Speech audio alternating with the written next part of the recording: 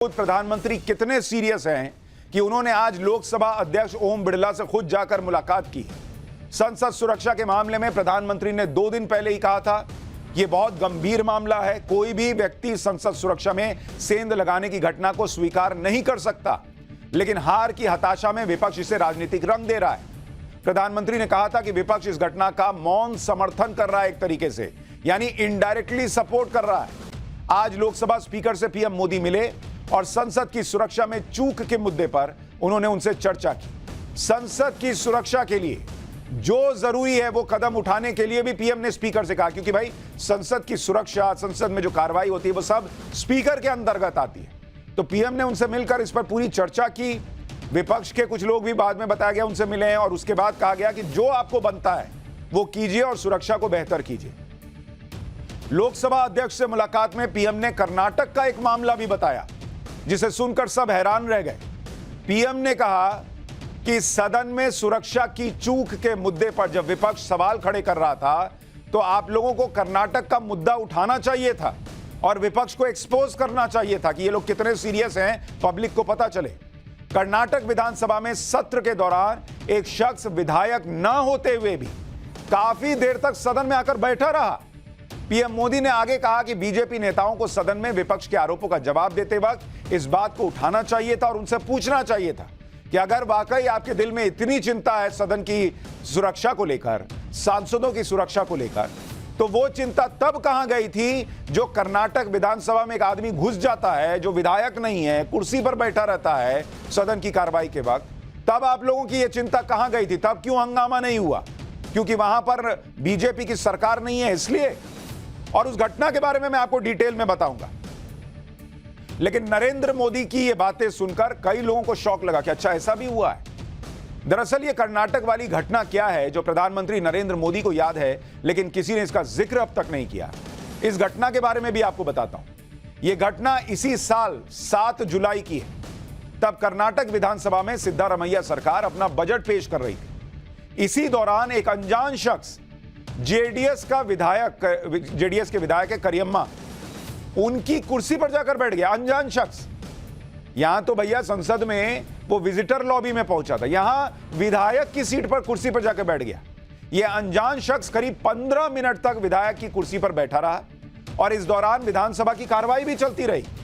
किसी को पता नहीं है कि कोई अनजान शख्स घुस गया, ऐसा कहा जा रहा है। विधानसभा में बिना किसी की अनुमति के घुसे इस शख्स पर तब जाकर ध्यान गया जब जेडीएस के एक विधायक ने देखा कि अरे ये तो वो विधायक नहीं है जिनकी कुर्सी पर ये बैठा हुआ, कौन है अनजान आदमी। तो उस विधायक ने स्पीकर और विधानसभा सचिव को जाकर बताया। बाद में उस अनजान शख्स को गिरफ्तार कर लिया गया। पूछताछ में पता चला कि विधानसभा में घुसा 70 साल का शख्स चित्रदुर्ग जिले का रहने वाला है और वो खुद को विधायक बताकर विधानसभा के अंदर पहुंच गया था। बताइए, कर्नाटक विधानसभा के इतिहास में यह पहला मौका था जब कोई व्यक्ति बिना अनुमति के सदन के अंदर घुस गया और इतनी देर तक विधायक की जगह पर बैठा रहा। लेकिन आपने देश में एक हंगामा सुना, एक सवाल सुना, एक कोई इस तरह की नारेबाजी सुनी? कुछ नहीं सुना। भाई वो अरेस्ट हो गया, वहां सुरक्षा के लिए क्या करना है इस पे काम हुआ। लेकिन वही लोग जो यहां हंगामा कर रहे हैं वहां अपनी सरकार थी इसलिए कुछ नहीं बोले। वहां उनको राज्य के गृह मंत्री का इस्तीफा नहीं चाहिए था, वहां उनको मुख्यमंत्री का इस्तीफा नहीं चाहिए था, वहां उनको मुख्यमंत्री से जवाब नहीं चाहिए था। आज उनको गृह मंत्री का इस्तीफा चाहिए और पीएम से जवाब चाहिए। सोचिए कर्नाटक वाले मामले को किस तरह से रफा दफा किया गया या कहिए कि दबा दिया गया। और वही लोग अब संसद सुरक्षा के मामले में राजनीति कर रहे हैं। वही लोग संसद सुरक्षा के मामले में सदन में हंगामा कर रहे थे और जब निलंबित हो गए तो प्रधानमंत्री नरेंद्र मोदी को कोस रहे। विपक्षी सांसद चाहते तो निलंबन से बच सकते थे, सदन में बैठकर वो बात करते, अहम बिलों पर चर्चा करते, लेकिन विपक्ष ने यह सब नहीं किया। विपक्ष को लग रहा था कि हंगामे की वजह से सरकार कोई बिल पास नहीं करा पाई, लेकिन सरकार ने भी तय किया था कि जनता से जुड़े अहम बिल पारित करवाए जाएंगे, सदन का कामकाज रुकने नहीं दिया जाएगा। इसलिए आज भी संसद में अहम बिल पारित हुए और इसके बाद संसद की कार्रवाई अनिश्चित काल के लिए स्थगित कर दी गई। आखिरी दिन प्रधानमंत्री नरेंद्र मोदी भी लोकसभा पहुंचे और जब प्रधानमंत्री नरेंद्र मोदी लोकसभा में आए तो भारत माता की जय और जय श्री राम के नारे भी लगे। देखिए लोकसभा में उस वक्त क्या हुआ।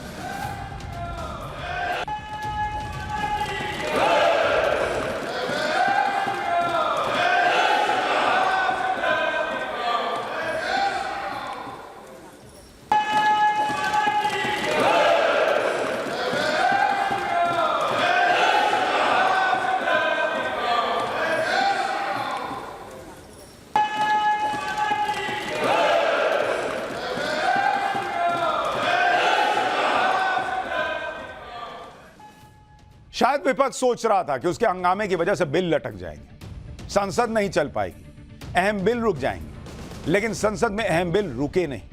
आज संसद में जो बिल पास हुए उसमें राज्यसभा में टेलीकम्युनिकेशन बिल 2023 पास हुआ। इस बिल को लोकसभा में कल पास ऑलरेडी किया गया। इसके अलावा राज्यसभा में आईपीसी को बदलने वाले 3 बिल पास हुए।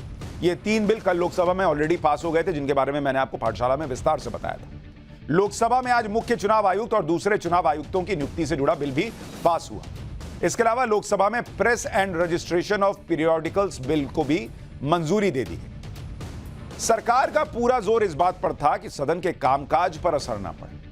विपक्ष के हंगामे के बावजूद इस सत्र में प्रोडक्टिविटी क्या रही है वो भी आपको दिखाता है। इस सत्र में लोकसभा में कुल 14 बैठकें हुई, जिसकी प्रोडक्टिविटी 74% रही। कुल 61 घंटे 50 मिनट लोकसभा की कार्रवाई चल पाई। पूरे सत्र में 12 अहम बिल पेश किए गए और पहले से पेंडिंग बिल्स को मिला लीजिएगा तो कुल 18 बिल पास हो गए। इसी तरह राज्यसभा की कार्रवाई कल तक 58 घंटे चली।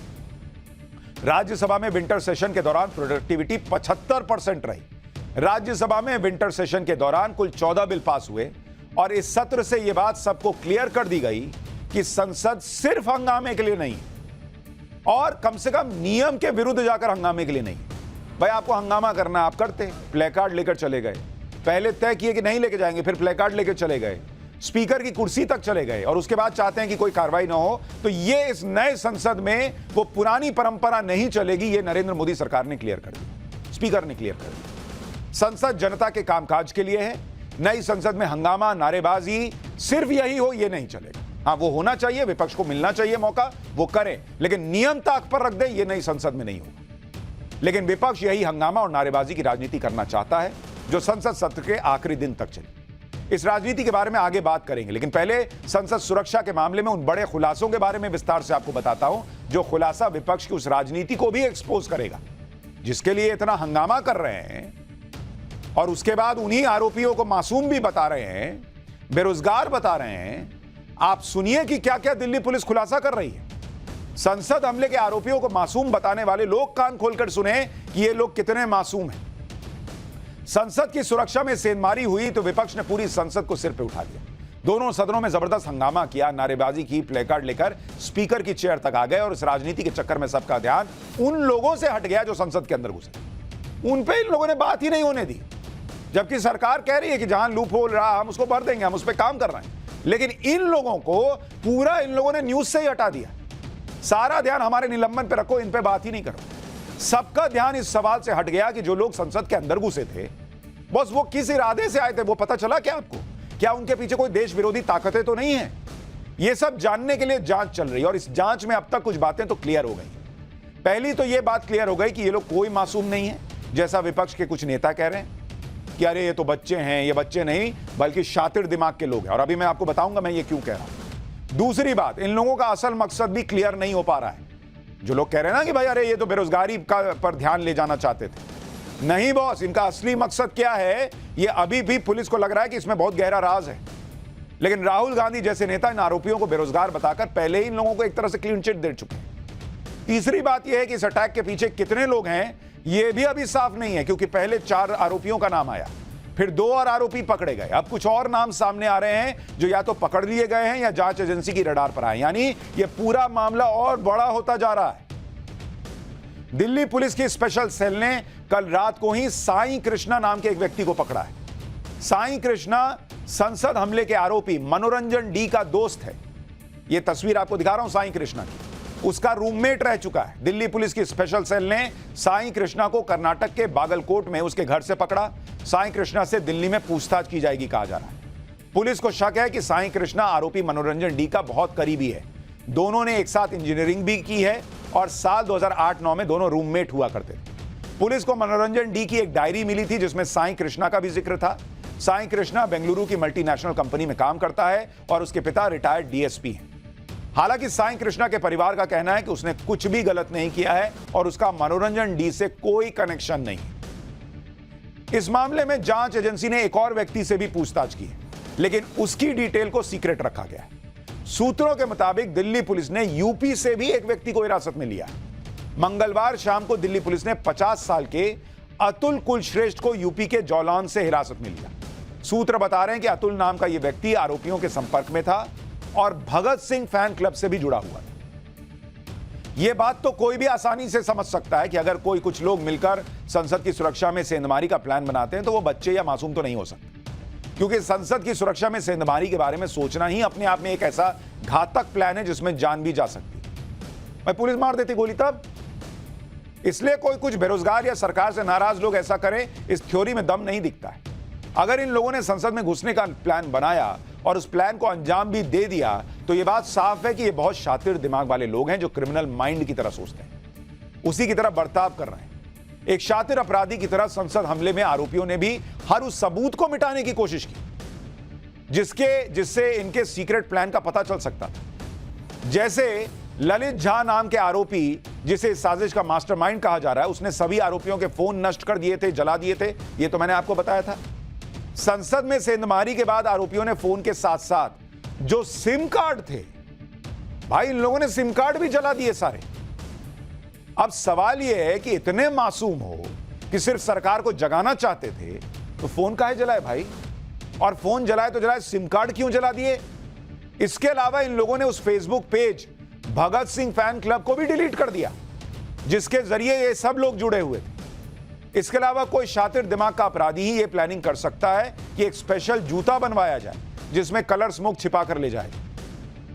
ये बेरोजगार के इतना दिमाग में चल रहा है, उसको नौकरी कैसे मिले ये समझ में नहीं आ रहा है, लेकिन संसद में कैसे चीजें घुसानी है ये समझ में आ रहा है। सिम जलाना है ये समझ में आ रहा है, मोबाइल डिलीट कर जला देना है ये समझ में आ रहा है, नौकरी कैसे मिलेगी बस उसको यही नहीं समझ में आ रहा।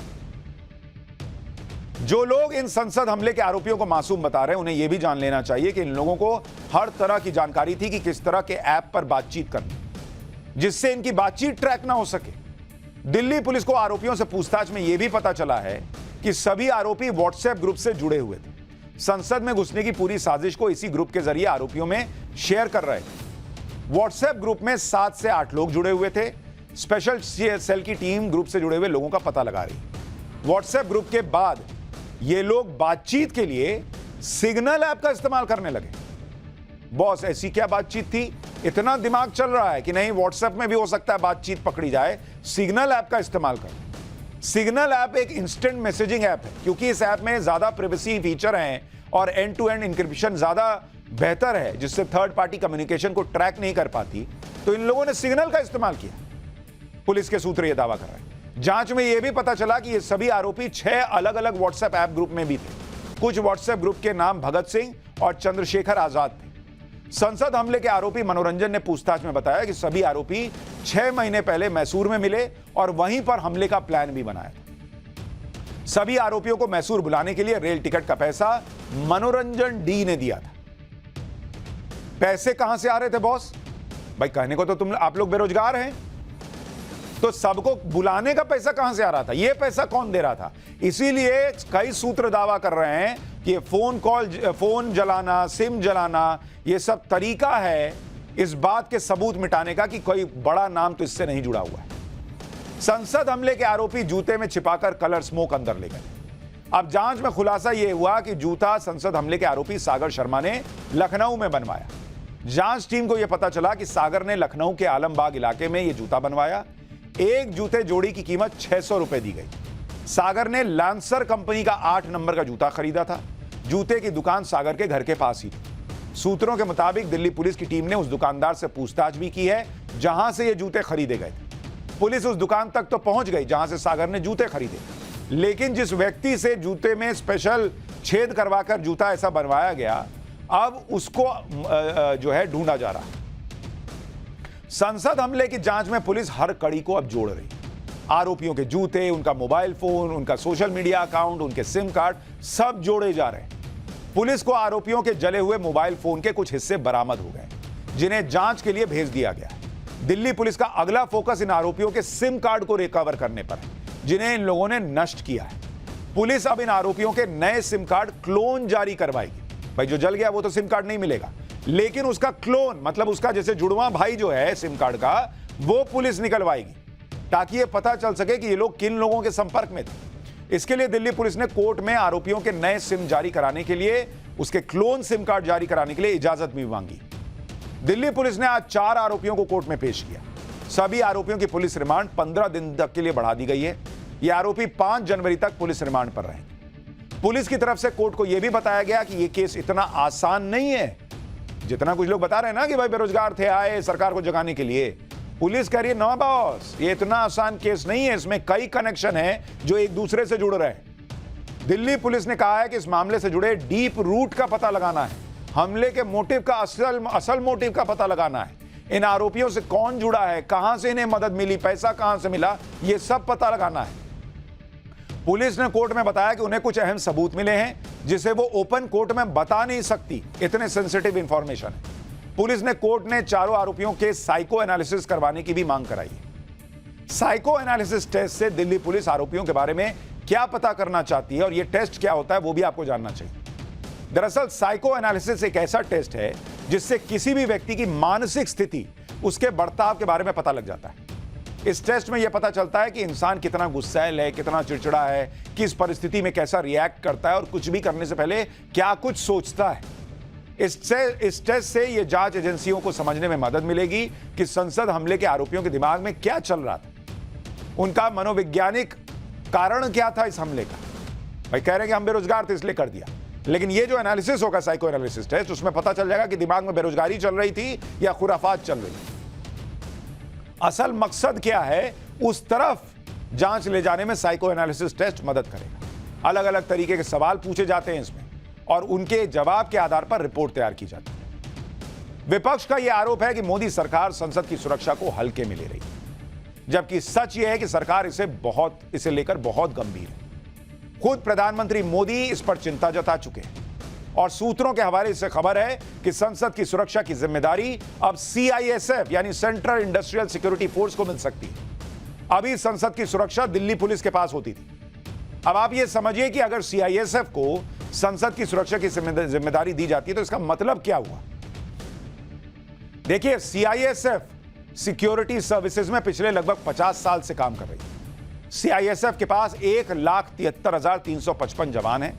CISF देश भर में 358 लोकेशन पर टाइट सिक्योरिटी का जिम्मा संभालती है, जिसमें 67 एयरपोर्ट शामिल हैं। जो आप एयरपोर्ट पर जाते हैं और वहां सिक्योरिटी रहती है वो CISF देखती है। मेट्रो स्टेशन पर CISF के लोग रहते हैं, समुद्री पोर्ट पर, न्यूक्लियर फैसिलिटी पर, VIP सिक्योरिटी पर और मंत्रालयों की सुरक्षा भी CISF के जिम्मे होती है।